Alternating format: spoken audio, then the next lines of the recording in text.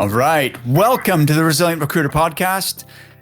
I'm Mark Whitby, and I'm very pleased to introduce you to my guest today, Will Bourne. Will is the founder of Rekall Consulting, which is a recruiting firm based in Birmingham, specializing in talent acquisition consulting for startup and scale-up technology companies. Will is a really interesting guy. He's a former competitive martial artist, and he's been in the recruiting industry for 10 years. Only recently launched his own business. And he's also just published his first book, which is called The Fight for Your Life. We're going to talk about that today. It's available on Amazon. Will, thank you for doing this. I'm really excited to talk to you. Yeah, hey Mark, it's nice to see you again. Yeah, awesome. So listen, I think the proper place to start is with your story. I mean, we'll talk business and we'll talk getting into what you've learned in terms of recruiting and building a business and all that good stuff. But actually, like, one of the most important things I wanted to talk to you about is mental health, because I think that's what your book is about, right? So that's right. Yeah. Could you just start at the beginning? I understand you left school without qualifications and kind of went out into the big world. Could you start there and tell us even how you got into recruiting? Wow. So I left school. I couldn't have made more of a hash of school if I'd have tried. I didn't. It wasn't for me. The education system was not something I enjoyed much of. So I left, and I think I had two GCSEs. So I think the kind of national average is 5 over here for you to get onto a decent kind of job. So my first job was actually washing cars for my dad, funnily enough, who was he had a car sales business, and he used to pay me £1 an hour because I was 15. And he used to, So he used to say that I was lucky because he used to pick me up and drop me off home. So that was my entrance into the big world of working and earning your own crust. And there was a couple of years really like that where I kind of didn't really know which direction to take or what I was doing with myself. And it was my brother who kind of he kicked me up the backside to take my life a little bit more seriously and go back to college. So I went back to college and I did all of my GCSEs and A-levels all over again, begrudgingly. And then I went to university. And I think I was a mature student. So I was like the oldest one there. I think I was 20 or something like that at the time. Ended up back at university. Didn't like university, really. Because at the time I was competing. This is where my martial arts journey started. I was competing. I was fighting in Muay Thai boxing, and I just started to compete in submission grappling and jiu-jitsu. So I couldn't really enjoy that university side of things where people were partying hard and studying until God knows what time of the day, because I was having to make weight and make competition weight at different weights because the weight categories were different for Muay Thai boxing than they were for grappling. So one week I was 84 kilos, the next week I was up to another weight category, and it was a bit difficult.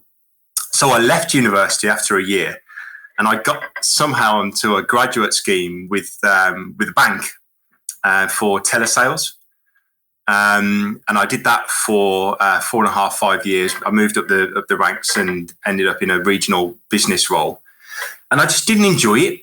And this is where my journey into recruitment came, because at the time that I left banking, it was the bonus scandals that were... That was, I think, about 2011, 2012. And I just wasn't enjoying being slammed on the street every day for working for the bank. So a friend of mine who worked at a recruitment company in Birmingham at the time, they're quite a good company and still are actually. They offered me a job to start as a researcher, to kind of learn the trade and work my way up from there. And that was just over 10 years ago. And that's kind of where my journey came to into recruitment. Awesome. So you didn't finish university. You just decided this isn't for me. And then you went to work for Barclays Bank, I think it was. Yeah, that's right. Yeah. And so you got some good telesales experience. You got promoted into a management role eventually. Yeah. So how long were you with them? 5 years or? Yeah, just shy of 5 years with the bank. Yeah. So I learned a lot, and I went from quite a good position in the bank to controlling my own diary, having a good pension scheme, and everything that came with it after 5 years, to just walking away from everything and taking a massive risk to say, right, I'm starting my career all over again. I was 24, I think. Okay. I've taken a massive hit in my salary. I'm getting no pension contributions or anything. So I walked away from a fair bit of money to look at the end goal, to think, right, my friends told me that I can earn a lot of money in recruitment. So let's go and see if that's in fact true. And let's just talk about that for a sec, because like working for a bank is a pretty secure gig, right? And, so you were on a reasonable basic salary, you had like good financial benefits, pension and all that. And plus you had been promoted. So you had, status, responsibility. Yeah. And then you go to work as a resourcer for a recruiting firm. That's like bottom of the, of the pecking order. And, taking a massive drop in salary. Why would you do that? What were you trying to achieve or to prove? First of all, I was not happy working in the environment that I was working in. Like I say, it wasn't helped by the way that the media were covering the banking situation. Because if you worked at the bank, you were the enemy to the man on the street. So, do you think recruiters have a better reputation than bankers? I think it depends who you talk to and what narrative's being spun. But fair enough. Perhaps I didn't know much about recruitment at that point, really, and I didn't know kind of the some of the stigmas that's attached to being in the recruitment industry. I know now, Christ. But ultimately, I was kind of sold on the fact that you can come into this industry and you can earn over 100 grand a year, and I had no concept of earning that kind of money in the bank in probably 10, 15 years of working as hard as I was working. And a friend of mine who had been in recruitment, for a number of years, told me the fruits of his labour, a house in here and a house there that he rents out, and a car, and I knew this and I knew that, and a watch and a bag. And I was kind of sold by that. And that's why I kind of took the chance to say, right, let's just start again. And in my first 6 months in recruitment, I was terrible. And, it was a bit of a running joke a few years in when I was doing okay, that I came this close to being sacked on numerous occasions. I was just I wasn't grasping it as quickly as I think they expected me to. But then when the penny dropped, I started to actually realise, what you can do in recruitment and how much you can actually get from it. Not just income-wise. Obviously, you can earn good money in recruitment, but in terms of the learns that you can get from talking to different people, different cultures who are doing different things. And I started to enjoy it. And that's when I started to really kind of accelerate my trajectory through the ranks in recruitment, because I was quickly into a management role in recruitment. Once I got my head around it, and that's when I started to really enjoy it. Fantastic. Will, can you recall one of those occasions where did you know at the time that you were close to being sacked, or did you only learn later? My seat was very hot. Yeah. I think the MD of the company didn't say a single word to me. He didn't even acknowledge my existence until I did my first deal. Yeah. So I always thought, right, I've got one foot in the grave in this industry. But I think, it's a commission-driven environment. And my dad, coming from car sales and him, giving me the benefit of experience in that industry, said you'll always, your seat will always be hot, while you've got a target on your head. So, always try and perform. And he was right. All right. Awesome. So what was it? I'm glad to hear this, by the way, because some of the people I interview on the show seem like they're natural. They've never had a slump. They've never had a bad month. And they just seem to take to it like a duck to water. And I definitely did not. I was a really slow starter in this business.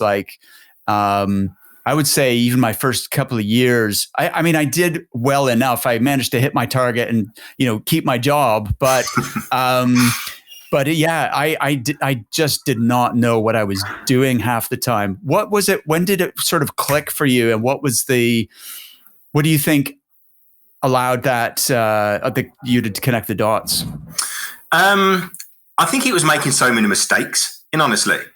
I think with the 6 months that it took me to really kind of start to understand what I was doing, I think I made every mistake. I think I've made every mistake that you can make in recruitment now, in honesty, anyway. Me too. Yeah. I'm so glad to hear you say that, Will, because I feel like if anything qualifies me to help other people as a coach, it's because I have made so many mistakes, painful ones, expensive ones, and hopefully learn from them. But so that's the key, isn't it? It's to learn from it and to apply what you've learned. And right. That's the one thing that martial arts taught me, in honesty, to digress into that part of the conversation, was the ability to learn and apply what you've learned. Martial arts, will teach you a lot of things, but one thing that it does teach very well is how to listen and learn and apply. So all the mistakes that I was making, I created my own process of how not to allow that to happen again. And that's something that I implemented into my team. Once that team was established, because there was a dropout rate, which was at a certain percentage, and I made like a process flow chart against which you could cross-reference a recruitment process from start to finish, and that would get the dropout rate to near zero. So it was just me cross-referencing my own work to make sure that I wasn't making those mistakes, because you know yourself, Mark, when you're making so many plates spin at a certain speed, it's very easy to lose sight of the very minuscule basics, which will cost you a deal. And that's what I think changed my game, really, was being able to kind of look at recruitment as a process. This is process A, that goes to B, goes to C. If you haven't ticked off part of A, don't bother going to B, because you've just wasted everybody's time. And that helped me become more efficient. Efficiency for me was the key, because when I was top biller, in terms of man hours in the office, I was probably working the less. I was doing the minimal hours, and people were there on Sundays, on Saturdays, working till 9 o'clock at night, and I was out the door at 5:30, ready to go to the pub. And was that driven because of your training schedule? Like, were you still competing at that stage, or? No, I'd retired at that point. Okay. So at the point that I started, let's go back, because I feel like the martial arts story is really important part of your journey and who you are and your mindset and everything. So talk to me about that. When did you get into martial arts, and how far did you get with it? So I got into martial arts when I was about 16, going 17. And the reason that I got into martial arts, I was always very small as a young man. I didn't actually blossom, as my parents say, until I was about 16. So I was probably about 5'5", 5'6", maybe 50 kilos, 60 kilos. So I was quite an easy target, really. Quite a contrast now to being 100 kilos and 6'2". Wow. Okay. Yeah. And that happened very quickly. But the reason that I got By the way, for those who don't work in kilos, that's 220 pounds. So you're 6'2", 220 pounds. Yeah. Thereabouts. Yeah. That's okay. Right. So go back. So you were a small guy, but how did that? Were you picked on? Like what? So how did that lead you to martial arts? I was attacked in my hometown, which is it was a rough neighborhood back then. And it just left me feeling completely helpless. I was kind of at a point where I just had never really been attacked like that. And I'd never felt so out of my depth. And it kind of shook me. Like, it can send you one or two ways, something like that. It can send you further into a shell, or you can, you have to think, right, how can I allow that to not happen again? So I started Muay Thai boxing as kind of a confidence builder, to try and learn how to defend myself and how to have confidence if that situation would arise again. And I really enjoyed it. I made some great friends. I learned some great lessons, but ultimately it was getting my ass whooped, which is what led me to start martial arts in the first place. That exactly, like you want to avoid getting beat up, so you sign up and get beat up every day. Exactly. Listen, Muay Thai looks. I'm a UFC fan. I like watching MMA, and I know Muay Thai is just brutal. Like, you've got 8 weapons. You use your knees, elbows, everything. It looks like if you're going to start a martial art, it seems like the most brutal one to go for. It's it's quite full on. And one of the first lessons I'll never forget learning is when I went there, because I'd never been in that environment before. I'd never been in a martial arts gym, and I'd never sparred with anybody. My very first time that I sparred, it was with a girl, and I didn't know, I was a bit uncomfortable with it. And I was like, look, how do I do this? Do I go hard? Do I hit you full or what? And I was like, I feel a bit uncomfortable with it. And she said, oh, okay, let me help you. And I was like, okay, cool. And she went whack right on the end of my chin, and she hit me full on the end of my chin. And she's like, now do you feel better? And I was like, right, okay. And that was kind of, that was just the culture of the place. It was just, work was work, and it was fun times at the same time. So it was a good place to learn. I had my first fight, I think it was about 9 months in. And so I was training 3 or 4 nights a week with some very capable instructors, I must say. And I was terrified because this was my first time I'd actually consciously got myself into a fight. It wasn't me reacting and defending myself. It was me choosing to fight somebody and doing it in a sober environment where people were watching.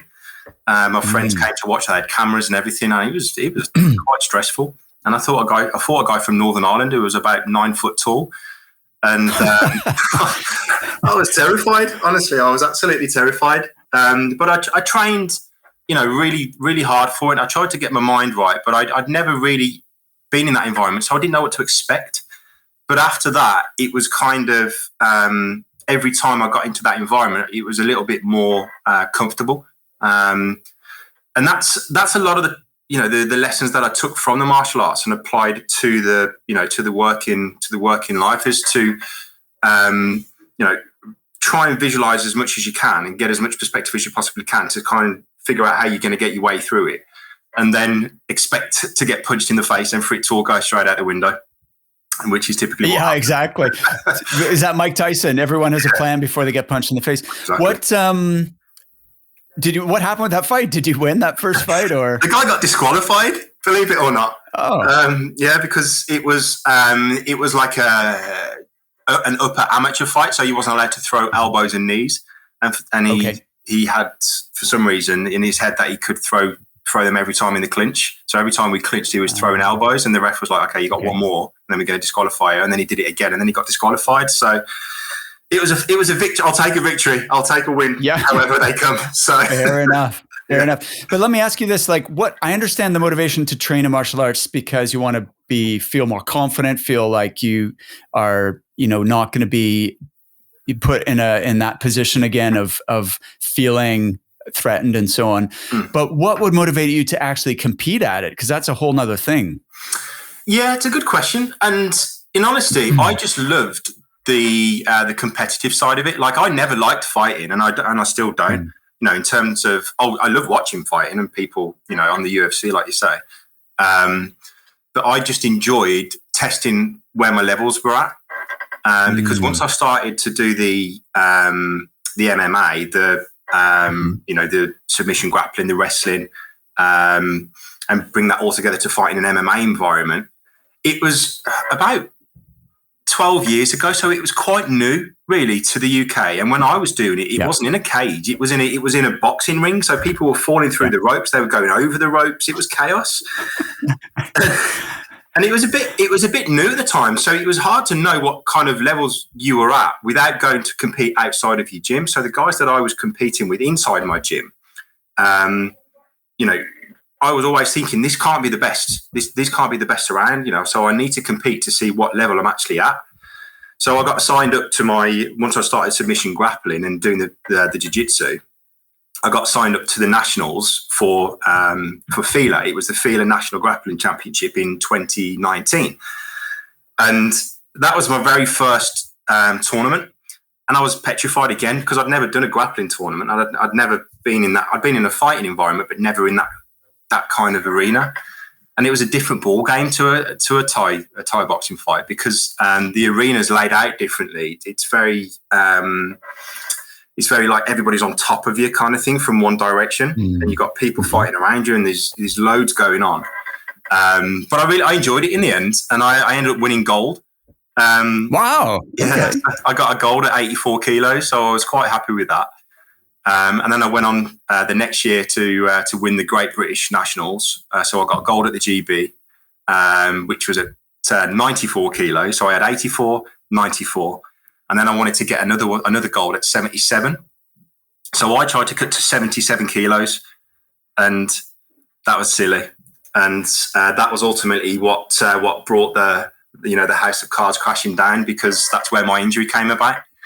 As I was trying to cut down to 77 kilos, I was about 3 or 4% body fat, and literally my joints just snapped in my ribs, and all the cartilage and all the ligament was tore off the bone, and it was not recoverable, and that's when I had to retire.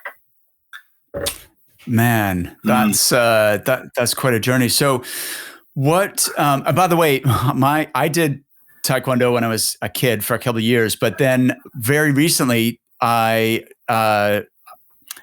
joined a Brazilian Jiu-Jitsu class near where I live, and unfortunately that stopped during the pandemic, because you can't, it's about as close as you can get to another person, right? It's very intimate, shall we say. But I just find it so intimidating. Like, you're going in, and the really nice people, it's not because of the environment. It's just so intimidating to go in where you feel like you know nothing. And like, they show you techniques and it just scrambles your brain. And then you've got, people, and no one's really trying to people are trying to keep each other safe, but it's still someone's trying to strangle you or whatever, which is not, it's just way out of my comfort zone. So it's a great place to be, though, isn't it? I mean, being that far out your comfort zone in an environment that you're not familiar with, exactly. The prospect of learning and the ability to develop a new dimension to yourself in that environment is, where else can you get that? Exactly. Well, that's why I did it, but not because I liked it. It was like really scary, but it's because I wanted that beginner mindset again. Nice. And I wanted to get outside my comfort zone. And I wanted to feel like, I think what it does is, in a really high pressure, stressful situation, you have to force yourself to relax and not to freak out. And that's a really valuable thing as well, right? But what for you have been what is the crossover for you with the martial arts training into recruiting? For me, it's structure and discipline. The first two that kind of roll off my tongue, because, I've done the startup before. But that was obviously a funded startup with somebody else's money, which is a completely different ball game. And I'm sure anybody listening will know that feeling when you're doing it with your own money, which I'm now doing with Rekall. So Rekall is with, my savings that I've worked for, that I've earned, that I've, sweated and lost sleep for. And it's ultimately the discipline and the commitment to making this work. I wanted nothing more than a gold medal. I had to get that gold medal when I was competing. I had to win in front of my friends and my family when I was fighting MMA. I couldn't bear the thought of losing. So nothing would stop me. I'd be up first training, my diet would be right, whatever it may be, I would do it. And with Rekall now, and I suppose with any job that I've had since, I've figured out what success looks like and tried to surpass it. But ultimately, how I do that day by day. And for me, with a startup recruitment company, with a startup desk, for anybody that isn't, fortunate enough yet to be doing their own startup, if you're starting a desk up, there is a structure that you can follow. There is a regimented structure that you can follow to generate clients, to generate business, to find candidates.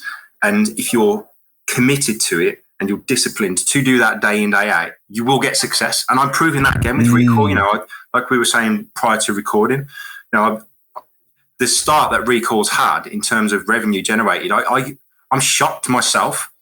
And there's more in the pipe, there's more coming, and it's following this simple process and being completely committed to it. There's no plan B, there's just plan A. And if the plan A doesn't work, there's another plan A. Absolutely. I like that. No plan B. And I know that you've had a really strong start to your new business. So we'll talk about that. Before we dive into that, though, let's talk about your recruiting experience working for someone else, and also how that relates to mental health. So Can you tell me a little bit more about, like, you rose through the ranks, you were a top biller, but then when did there was a point at which things sort of came apart for you? There really was. And I mean, in terms of the profile of a person, I mean, I never really gave mental health a second thought when I was competing martial arts, when I was, doing my thing in my mid 20s, early 20s. It wasn't ever on my radar. And one of the biggest things that I've learned is that nobody's safe from it. It doesn't matter how macho you are or how good you are at, anything, martial arts or whatever it may be.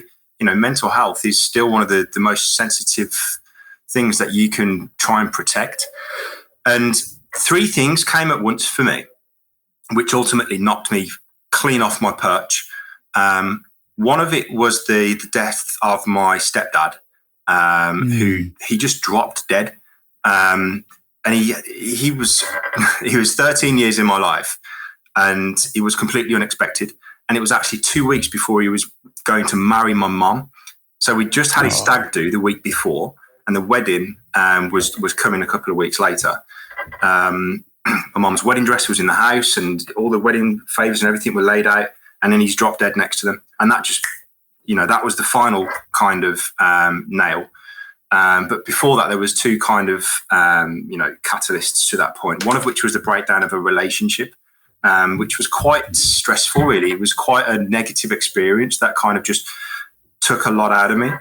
And the third was a change in my circumstances, because the commission structure was changed where I worked, and it reduced my monthly income by about $3,000. It was from a monthly commission to a quarterly commission without there being any kind of ramp up. It was overnight. You're short $3,000 a month. So I had to get rid of I had a nice car at the time that I'd been working towards, a nice sports car. I had a nice flat where I was living in a penthouse in Birmingham city centre. And it was quite a lot monthly that I'd taken on, really. I was quite heavily geared against, a certain income. And then I had to get rid of my car. I had to downgrade my where I was living. And all of those things just culminated, and I just completely fell flat on my back, and I fell into into quite a dark place, quite a deep depression, and I didn't understand it for quite a while. Everybody was saying to me, "Just snap out of it. What's wrong with you? You're a however you're old 30-year-old bloke or whatever." You shouldn't be on medication. You shouldn't be this. You shouldn't be that and the other. And I didn't know what was going on. So I went to speak to the doctor. I filled out a questionnaire, which was like 10 questions. And then after that questionnaire, it was a case of, you've got anxiety, depression. And that's the diagnosis. Off you go and get some medication next. So back then there wasn't great mental health care, I don't feel, available. And which is why I think it's important that we talk about this topic and we make it a lot more accessible, for anybody to come and talk about openly and be almost kind of proud of the fact that they're talking about it and that there's people that have gone through it. I will give anybody the time to talk about mental health. Anybody can approach me directly that listens to your podcast, and I will give them time to talk if they're struggling with anything mental health wise. That's awesome, man.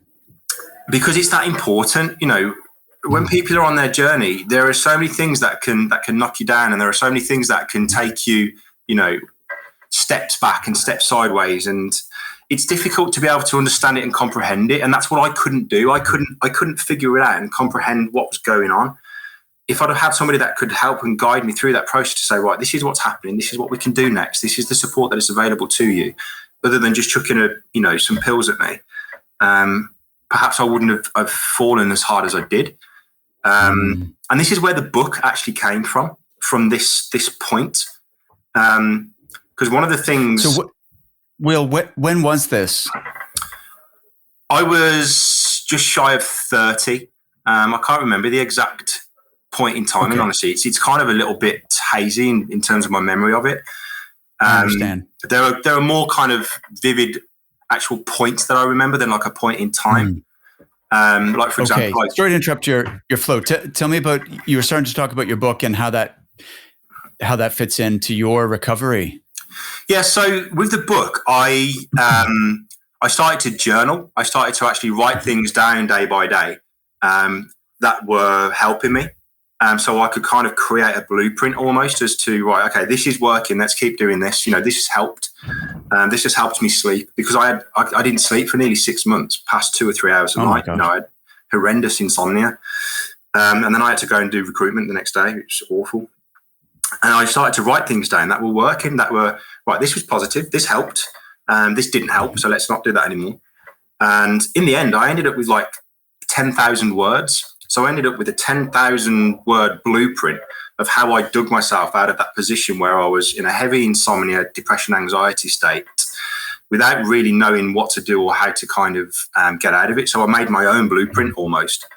And that's what the book is. So the book is effectively a step-by-step guide as to all of the positive things that worked for me, all of the things that I did step by step to get myself off medication, back to sleep. I still don't sleep very well now, but better for sure than I did for those, that 6-month period.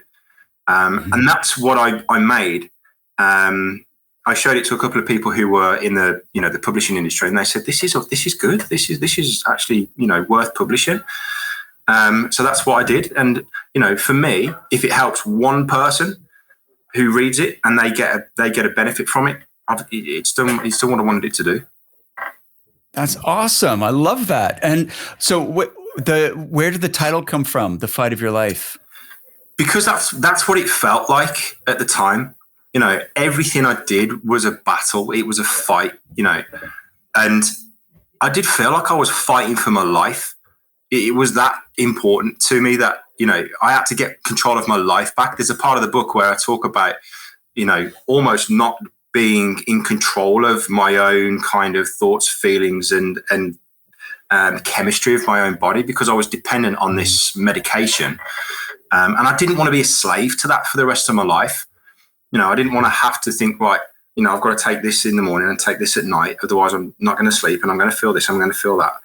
I didn't want that. I had to get myself off the, the drip feed of the pharmaceutical industry for me to better my mental health. And that's what I did. I started to put these steps into practice that I have detailed in the book. And I just stopped medication, which is against medical advice. So anybody that listening that, that thinks about stopping, their medication dead, to definitely seek, medical advice in doing so. But I just stopped it against the advice of the doctor. And I never. Yeah, just be clear, we're not recommending that. And no, not at all. I think that, there's definitely a place for medical intervention. But what my dad's a psychiatrist, by the way. I don't know if I told you that before. Yeah, you did. But he, in Canada, it's a bit different to the NHS. It's really hard to get counseling on the NHS, right? The healthcare system here is more geared to, like, here's your antidepressants, and that's the treatment, and it's your GP. Correct. Who is treating your anxiety, right? It's not a specialist. Whereas in Canada, it's more, the GP will refer you, and then you go and actually get to talk to somebody on a regular basis, as well as whatever medication might be called for. But what I like about your story is you took responsibility, you took ownership, and you took control back, and that is so powerful. It must have been so empowering to be able to accomplish that. It was, and honestly, it was a step-by-step process. It was all about small wins. It was a small win for me to become medication free. It was a small win for me to sleep through the night, to get from 9, 10 o'clock until 5, 6 o'clock the next morning. That was once that started happening again, it changed my life. That's how challenging that period was. With sleep deprivation, it's like being drunk every day. Right. Yeah, totally. Anyone who's had young kids knows how impairing that is, right? If you're used to sleeping and then you don't get the proper amount of sleep, or it's interrupted constantly, then it does impair your cognitive functioning. Really, I think, yeah. Yeah, and there was a great book that I actually read by a guy called Matthew Walker, which is about it's just on the topic of sleep. All the studies in sleep kind of digested into something that's quite palatable, which is one of the books that I started to read at the time, which really helped. Because I found that understanding a little bit more about, sleep deprivation, why I wasn't not sleeping, what was influencing that. Also about anxiety. I read quite a few books on anxiety and, the things that trigger that, and the byproducts in your mind of anxiety and depression. And once I kind of got my head around the why, what was going on, and what perhaps was triggering that, I could start to kind of make the plan. And that's where it all came about. So the book is almost like a form of NLP, because I reprogrammed my brain. I took words out of my vocabulary, and I would score myself day by day. So I would have like a score checking system day by day. And come the end of the week, I would reward myself. And my reward was a big party box of Haribo. So I went from a few years of not drinking alcohol and not eating sweets and chocolate to try and make weight, to now I've made up for it considerably and then some. But my end of week reward was to completely pig out if I had stuck to the plan for the week of not saying words like would, could, should. I've never said the word bad day since I started that. I won't say I've had a bad day. Could you, let's just double click on this, because we can't possibly cover your whole book like in a short, the time we have available. So hopefully people will be encouraged to go ahead and actually read it. But could you just give us some more around that particular aspect of the language, like what words and sentences we say to ourselves, and how you shifted that? Yeah, I made a list of words which were more like the negative trigger words. And I did everything I possibly could, and I attached a point system to it almost, that you could flick to. As the words are coming out of your mouth, you almost go, point deduction, foul, or whatever works for you kind of thing. I just say cancel or delete, like that wipes it away. We're just, sorry to interrupt. We're doing a thing in our house right now, which I'm trying to get the kids into, which is, I noticed that myself included, there was too much negativity in the conversations we were having around the dinner table. And so I proposed a challenge where we only say, like, we focus on positive things rather than on negative things. And so the idea is you can't always control the immediate thing that comes into your brain, or you might say something by mistake, but you should immediately cancel it or say, delete, that's not what I meant. What I meant to say was, and then, try and come up with a better way of saying that. Yeah, I think without kind of falling into the trap of cancel culture and simply not being able to discuss topics openly, I think where I went with mine is more down the route of, you can talk about anything you want to talk about, but you have to do it in a positive way. So even if there are things that are being discussed in this example at the dinner table, there are words which are, those are the foul words. Those are the words where you'll get a point deducted and you don't get your pudding or whatever. Words which would naturally incite, a negative turn of the conversation. Right. So what are some examples of those words then? So the words that I hate now, I will never use them. Could have done that, should have done that, would have done that. Those are just, for me, pointless words. That they do lend themselves to more of a negative narrative in your own mind. Yes. So I'll stay away from those. Because you're essentially beating yourself up, or focusing on feeling bad that you did or didn't do something, right? Exactly. And you can't change that. The only thing that you can influence is what happens today. And if your narrative to yourself and everybody around you is positive, and you're trying to, you're digesting the narrative of others around you and trying to spin that into a positive, that's only going to benefit you. It's up to them whether they do the same or not. You can't control them, but you can control kind of what's going on in there. So I'll never say I've had a bad day. When people say to me, how's the startup going? How's Rekall going? Have you had a bad day yet? And I was like, well, no, of course I haven't had a bad day. There's days where I've taken 2 steps backward, but I know I'm going to take a step forward at some point. And that for me is how I change the narrative in my own mind. Like self-talk, as people kind of call it, is one of the most important things that will help you be more positive, in your everyday engagements. People that talk to me now, they say you're the most positive person that I know, and it's because I'm conscious of the words that I speak, and it's conscious of the actions that I take around people, because I want people to think that of me. What are some of the words or languaging that you replaced that you routinely have conditioned yourself to use now on a habitual basis? It's about what you can learn from things. Every time you take 2 steps back, or every time you think that you've had a bad day, or you should have done something, or could have, or would have done something, what would you have done if you had the opportunity to do it again? That's all I really care about. So whenever I've made a mistake, or wherever I didn't do something that I perhaps, looking in hindsight, should have done, why didn't I do it? That opportunity will probably rise itself again in another, disguised as something else. So learn from it. Don't dwell on it. Don't sit in the past and think, well, no, I should have done this, I could have done that. Then I'd be here. Right. If I didn't do this, I'd be here. There's no point thinking like that. So I only think about the lessons. I've learned lessons in Rekall already, and now I know now I'm not going to make them again. And that's awesome. So it's sometimes it's just thinking of it, the situation differently. So asking yourself, okay, what can I learn from this situation? Or what could be a positive from this? Or what's a different way of looking at this situation that is more empowering and is going to help me move forward or whatever? Yeah. So how long did that whole process take, Will, of, from the point where you really hit the wall to when you felt like you were back on your feet and things were happening for you again?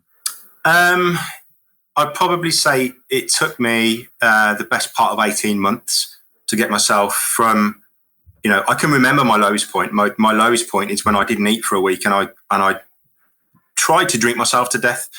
And oh my gosh, that was my lowest point. And to the point where I was medication free, I was back in the gym, I was starting to eat healthily again, was about 18 months. And I've actually got a photo of the first day back in the gym, which my friend took of me.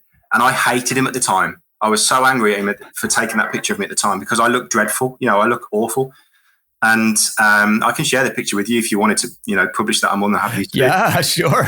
And I was really upset with him for making a joke of it, but I hadn't spoken to him about what was going on. He had no idea that I was going through this battle. And looking back, I'm so glad I've got that picture, because everybody has got a D-Day. At some point in their life, to where you are now, there is a day that you look back and think, that's the worst day of my life. Everybody's got that. And for me, I have that reflection point. I know what the worst day in my life has been. So anything that happens now, I'm prepared for, because I can't imagine it's going to be worse than that day. So I've kind of got that point now logged, where I'm kind of flick to it when things are, when the things are challenging. Yes. Amazing. Wow. That's such an amazing story. Now, I believe you are involved with the mental health charity Mind. Could you speak briefly on that? Yeah. So I was doing some consulting work with Mind, where I would speak to groups of people and to do individual support work as well. So I was helping organizations through seminars create better mental health within the workplace, like how to identify mental health triggers when people are struggling. They obviously won't kind of put their hand up and say, how to kind of look at that, what kind of procedures and policies that you can put in place which will support people that are struggling, all based on the fact that my company at the time, they didn't know how to deal with me. There was no handbook, there was no manual for it at that point. It was just a case of go off and have a couple of weeks off or whatever, and then when you come back, you're on a PIP, and that's probably not the right way to do it. What's a PIP? What do you mean by PIP? A performance improvement plan. Oh, okay, gotcha. Yeah. So I wanted to help people in their companies create a good mental health strategy for people. And then individually, I was going to their individual support groups and talking to people who were applying to their charitable services, just to try and, I suppose, lend an ear, really, not to preach, but to go in and to hear people's stories and to just give them whatever they need, whether they need me to talk and advise or whether they need me to shut my mouth and listen. That's what I was there to do. And I learned lots from that. What you get back from volunteering, I can't recommend enough to everybody listening. If you've got time and if you've got the mental capacity to volunteer in something, what you get out of it is insurmountable. Awesome. So the website is mind.org.uk if people want to check that out. It sounds like it's been beneficial for, of course, the people who you've supported, but also it sounds like you got quite a lot from it as well. Do you feel like the recruiting profession or industry is can be quite a high stress, high pressure culture where it's difficult, especially if you're like an achiever type person, then it's kind of like a macho culture where, people are competitive and they want to perform, and it's hard to ask for help? Yeah, I think so. Because I think a lot of the cultures of recruitment companies is to bill. It's just to bill. You're there to bill. You've got to pay for your seat, and then you've got to generate revenue. That's all you're there to do, and that can be quite a hostile environment. At times, it's obviously highly competitive, of course, and I think that's why recruitment is probably geared. If you look at the age demographic of people that are in recruitment, it's probably somewhere in their mid-20s. I think anything after 30, and people are typically either business owners or they've left recruitment. Because there's such a level of energy that's needing to be applied to keep yourself on the straight and narrow when you're in recruitment. And it probably isn't helped by, boiler room cultures, which I know still exist. But hopefully we're seeing a bit of a shift now with what's happened the last 12 months with, the dreaded virus, that I think people are relaxing a little bit in terms of how people are being managed. And I think there'll be a lot more flexibility in working patterns where people can actually have the break away from the office and have a day at home or have a day working from a different location, which can give you quite a lot mentally in terms of a change of scenery. So hopefully now when we're allowed back to work in the offices and when, things return to the new normal, there'll be a slight culture shift in some of these high growth recruitment companies. Amazing. Yeah, I think you're absolutely right. It is slowly shifting. There's more awareness of mental health at work, and hopefully that will continue. So talking about Rekall, it sounds like you've just absolutely taken off. When we were talking before the podcast, you said that you've already hit your annual goal, and we're not even finished Q1. Correct. Yeah, That's incredible. How long you been? When did you start? January. So I you literally have just started. Yeah. Wow. So I mean, normally it takes a good 6 months to kind of build up some momentum. Why do you think that you've taken off so quickly? It's the process. I follow the process. It's a process that I learned through mistakes when I did the funded startup. I spent 6 months thinking, because I'd done recruitment before, that I had people who would just naturally inherently work with me, which was not the case. When you start picking up the phone in your new startup and you say, "Oh, hey, it's Will from new company X, Y, and Z," they're like, "No, I can't work with you," and you're back to square one. So once I got my head around that process and started to actually strategize, right, we're going after this market. This is why. This is how we do it. That's what I've applied to Rekall, and I've already netted, like cash in the bank, the money that I was expecting to do for the year. And I've got things in the pipe. I've got hopefully, a new customer coming on today, new customer coming on tomorrow. So it's growing quite rapidly. And I just think it's following the process. It's doing a good job. By following this process, inherently you're finding the right people for the right jobs, and they're not going to be leaving early. You don't have to give any rebates, which is great. So that's why it's not rocket science really, recruitment. I think it just takes, a lot of grit and determination and application to the right things, and you'll get there. So remind me your niche. I know the types of companies you're working with are technology companies, but what sort of people are you placing within those companies? It can be anything, in honesty. We'll staff them out from their R&D and their engineering teams, software engineering teams, through to the guys and girls that then go and sell that. We can do co-founding. People that are bootstrapping to seeded to round A funding. There's not a role I don't think I haven't done in tech now. I kind of placed every role that you could possibly imagine in a lot of different industries. And that's the value that I want to bring to companies, to kind of be able to give them a framework that I know works, that reduces churn rate and, the rate of which people leave their company early, and bring them the right people with the right culture. So I was working with somebody who was a cultural psychologist, and we've created a framework against how to assess candidates for culture. So that's going to be one of the developments later this year, hopefully, depending on revenue, is an application. That's cool. That a company can effectively pay a subscription for, and they can run their candidates through, to give them a cultural assessment before they make any hires. Wow, that's amazing. So that's you're actually developing your own software application, which your clients can use to improve the success of their hiring process. Absolutely. Oh, wow. That's awesome. I mean, it's absolutely critical to have a differentiator, in this market, which is super competitive and arguably saturated with recruiters. You have to really find ways of adding more value or innovating over and above just, you can't kind of just get by on having a great personality and being,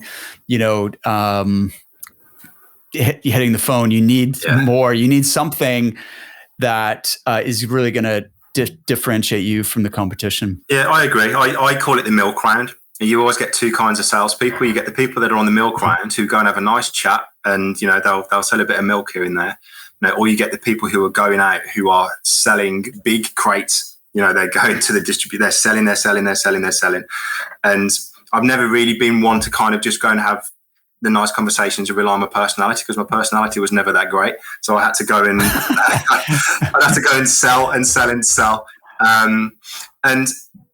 again, it's a process. Once you start ticking the right boxes for people when you're talking to them who have got hires, and you're giving them peace of mind that you can do the job for them, and you've got some testimonials behind you. It's just about how you get that to market and, the message that you're taking. Because there's always going to be you might agree, you might not. There's always going to be a market for contingent recruitment. There's always going to be a market for contract recruitment once the IR35 market settles down in the UK. But for me, I think, the better margins that people can go after are going to be more of the services style agreements, the MSP kind of stuff, which is, I think, where a lot of the market in the UK is starting to, to transition to, like that monthly subscription model. Yes. Wow. So listen, there's so much more we could talk about. So let's say to be continued, Will, because next time I'd love to talk about, today we've the focus was on, the mental health aspect, which is critically important. Next time, let's talk about building a business and some of the things you've just touched on there to do with, selling managed service agreements and having that recurring revenue rather than, the peaks and troughs of contingency recruiting. That would be an awesome thing to explore. Yep, that would be great. I like talking about that. So if it's quite a good topic. So always good to connect. Awesome. Again. All right, Will. Brilliant. Well, listen, thanks a lot for today. I've really enjoyed it. And, continued success with Rekall and let's definitely do this again. Okay. Yeah, brilliant, Mark. I appreciate it. And, I appreciate the effort going into, trying to raise the awareness for mental health. And again, just to reiterate my message, if anybody wants to reach out to me, they're welcome to. Thank you, sir. And we will include a link to your book on the show notes. But if they're searching on Amazon, then it's Will Bourne, like Jason Bourne, Bourne. And the book is called The Fight of Your Life. Is that right? The Fight for Your Life. The fight for your life. For your life. Perfect. All right, sir. Have a great day and speak to you again. Take care. Thanks, Mark. Bye.